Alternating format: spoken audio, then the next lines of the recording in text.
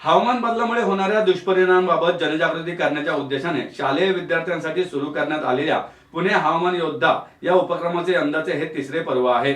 वर्षभर चालणाऱ्या या उपक्रमात मराठी, इंग्रजी, हिंदी, उर्दू या सर्व माध्यमातील सुमारे 80 शाळा आणि वर्षभरात 40,000 विद्यार्थी उत्स्फूर्तपणे सहभागी होतात, अशी माहिती माजी खासदार वंदना चव्हाण यांनी पत्रकार परिषदेत दिली आहे।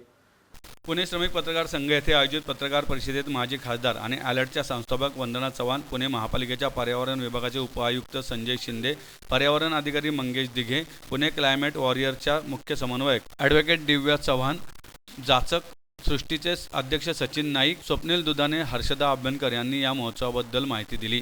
हवामान बदलांमुळे होणाऱ्या दुष्परिणामांबाबत जनजागृती करण्याच्या उद्देशाने शालेय विद्यार्थ्यांसाठी सुरू करण्यात आलेल्या पुणे हवामान योद्धा या उपक्रमाचे यंदाचे हे तिसरे पर्व आहे। वर्षभर चालणाऱ्या या उपक्रमात मराठी, इंग्रजी, हिंदी, उर्दू या सर्व माध्यमातील सुमारे 80 शाळा आणि वर्षभरात 40,000 विद्यार्थी उत्स्फूर्तपणे सहभागी होतात।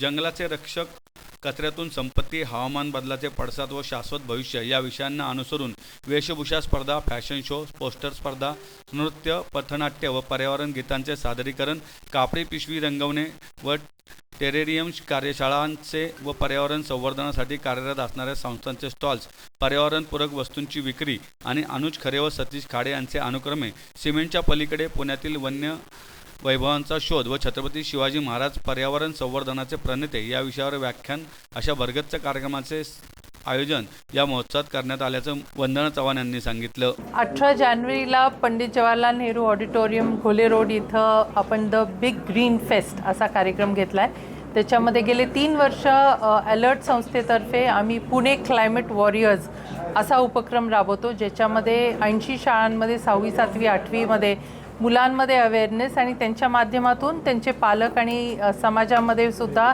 जनजागृती व्हावी की आपण आपलं स्वतःचं कार्बन फुटप्रिंट, आपलं स्वतःचं होणारं प्रदूषण हे कसं कमी करता येईल ह्याच्यावर आम्ही भर देत असतो। तर त्याचा सांगता कार्यक्रम हा 18 जानेवारीला होणार आहे।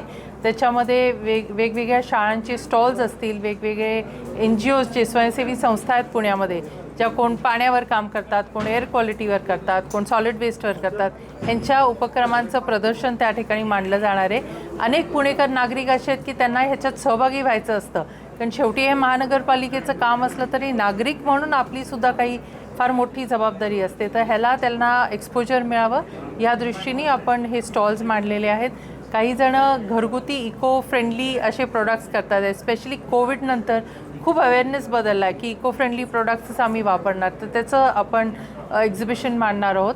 मग काही पर्यावरण उद्देशाने तिथं भाषणं ठेवलेली आहेत, ज्याच्यामध्ये पुण्याच्या सिमेंट जंगलच आहे आता पुणे शहर, त्याच्या आजूबाजूला कसे बायोडायव्हर्सिटीचे हॉटस्पॉट्स आहेत, त्याचप्रमाणे शिवाजी महाराजांच्या काळामध्ये त्यांनी जे गडकिल्ले बांधले ते कसे पर्यावरणपूरक बांधले ह्याच्यावर प्रेझेंटेशन असणार आहे। आदिवासी लोकांचं वेगवेगळ्या ठिकाणहून येणार आहेत, आसाम आणि वेगवेगळे स्टेट्समधनं, त्यांनी पण केलेल्या बांबू त्यांचं ड्रॉइंग, आर्ट ह्याचं पण एक्झिबिशन असणार आहे। एवढंच नव्हे पण ते नागरिकांना शिकवणार सुद्धा आहेत ते कसं करायचं, तर त्याची वेगळी आम्ही प्रेस नोट देऊच। आम्ही सगळ्या पुणेकरांना अपील करतो की आपण जरूर ह्या एक्झिबिशनला भेट द्या।